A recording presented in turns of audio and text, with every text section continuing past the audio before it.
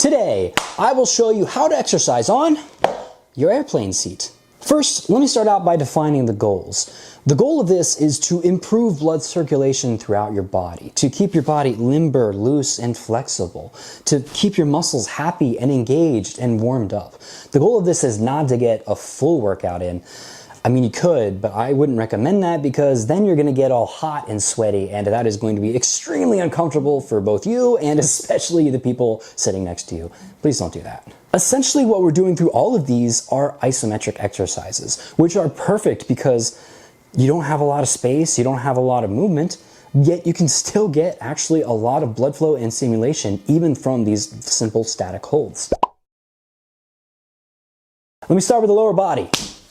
Believe it or not, you can get a pretty effective workout for your lower body even while cramped inside of an airplane seat. Actually, just slam those feet into the ground and just lean back and try and come up.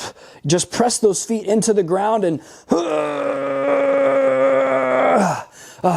actually, don't hold your breath. That's a bad idea. You want to breathe. So once again, you're all nice and cramped in there, and you just press your feet into the ground even while leaning forward. I can feel, I think it's more effective when you lean back, actually. Just really trying to squeeze those quads and lift yourself. You're getting quite a bit of muscle activation and stimulation. When you're ready for the other side, you can take this foot and just press backwards into yourself, into the seat. And that's actually pretty strenuous too. Take the other leg, do the same thing.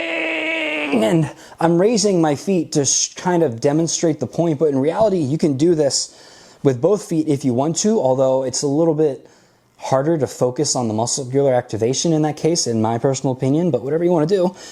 And lower against the seat as low as you can go, pressing backwards, you can really get quite the hammy stimulation. You can also take one foot, put the other foot on it, curled beneath you, and while one leg goes forward, the other leg comes back and you're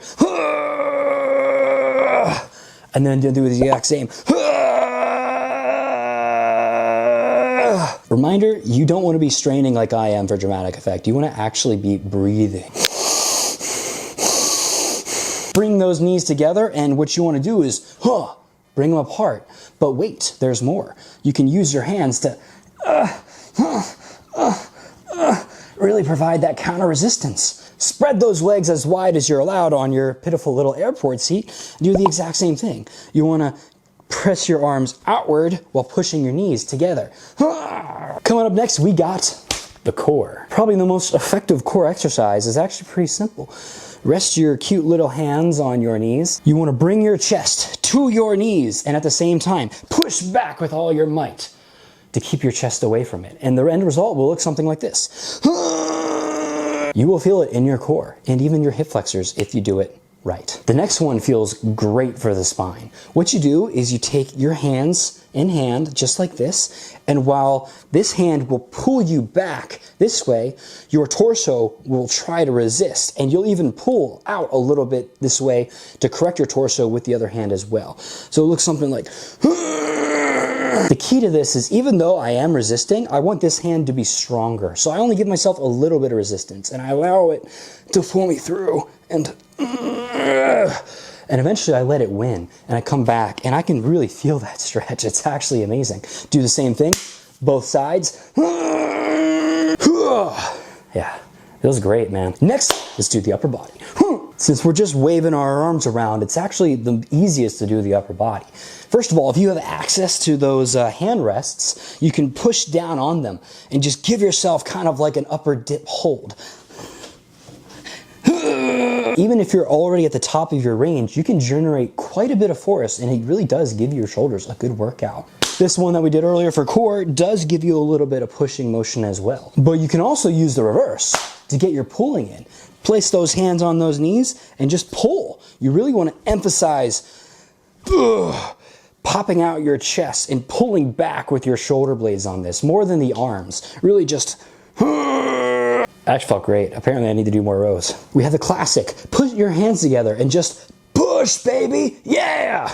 You can take your palms and really press them hard against each other. You can, that really, for me, that feel a little bit more in the upper part of the bicep and shoulder. You can also put more emphasis on your fingers, and then I kind of feel that pushing in the forearms and warming up that region. Of course, you can push however you want, honestly. You could put your hands in prayer and like this. Every time you do it slightly differently, I can feel a different emphasis on the muscles themselves. You can do the pulling motion by keeping your arm in close to yourself and holding your wrist and just kind of